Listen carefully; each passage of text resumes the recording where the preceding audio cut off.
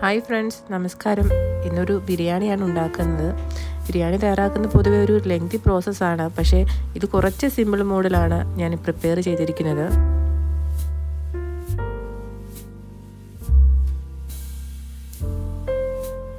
അതിനായി ആദ്യമായിട്ട് chicken marinate ചെയ്ത് വെക്കാം. ഞാൻ അതിനായി 1 ടീസ്പൂൺ കുരുമുളക് പൊടി, 1 ടേബിൾ സ്പൂൺ മുളക് പൊടി, ആവശ്യത്തിന് ഉപ്പ്, 1 ടീസ്പൂൺ ജിഞ്ചർ ഗാർലിക് പേസ്റ്റ്. അതിനുശേഷം ചിക്കൻ നന്നായി യോജിപ്പിച്ച് മിനിമം ഒരു അരമണിക്കൂറത്തേക്ക് മാറ്റി വെക്കുക.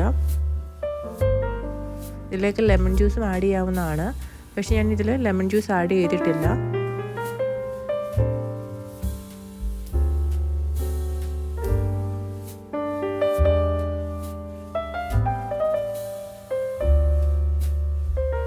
ഇനി നമുക്ക് ബിരിയാണിക്കുള്ള ഒരു ഗ്രേവി റെഡിയാക്കാം.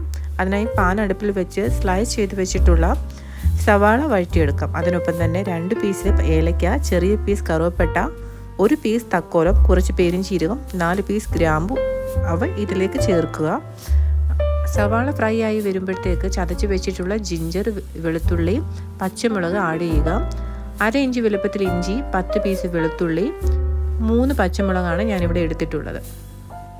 അതിനുശേഷം നല്ലതുപോലെ ഇവ ഫ്രൈ ആയി വരുമ്പോൾ നമുക്ക് അരിഞ്ഞു വെച്ചിരിക്കുന്ന തക്കാളി ആഡ് ചെയ്യുക.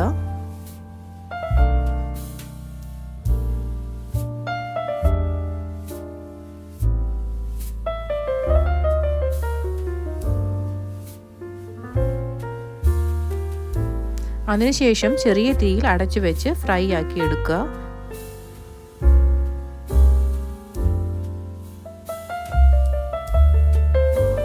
ഇനി ഇതിലേക്ക് മസാലകൾ ആഡ് ചെയ്യാം. അതിനായിട്ട് 1/2 ടേബിൾ സ്പൂൺ മുളക് പൊടി, 1/2 ടേബിൾ സ്പൂൺ മല്ലിപ്പൊടി, 1 ടീസ്പൂൺ ഗരം മസാല, പിന്നെ 1/4 ടീസ്പൂൺ പെരിഞ്ചീരപ്പൊടി.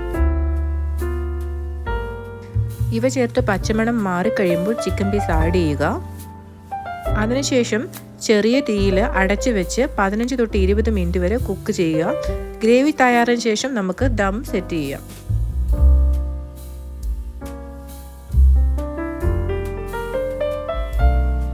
സാധാരണ നെയ്ച്ചോറ് റെഡിയാക്കുന്നത് പോലെ 1 ഗ്ലാസ് അരിക്ക് 1.5 ഗ്ലാസ് വെള്ളം ചേർത്ത് വറ്റിച്ച് റൈസ് തയ്യാറാക്കാവുന്നതാണ്. പക്ഷെ ഞാനിവിടെ ബോയിൽ ചെയ്ത് വെള്ളം ഊറ്റി കളഞ്ഞിട്ടുള്ള റൈസാണ് ഉപയോഗിച്ചിട്ടുള്ളത്. അങ്ങനെ നമുക്ക് ബിരിയാണി ഇവിടെ സെറ്റായിട്ടുണ്ട്. എല്ലാവരും ഇത് ട്രൈ ചെയ്യണം.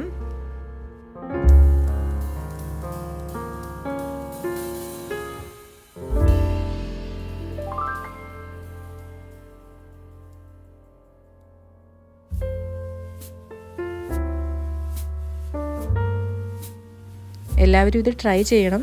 എൻ്റെ വീഡിയോ ഇഷ്ടമായിട്ടുണ്ടെങ്കിൽ ലൈക്ക് ചെയ്ത് സബ്സ്ക്രൈബ് ചെയ്യുക. Thank you so much for watching. By.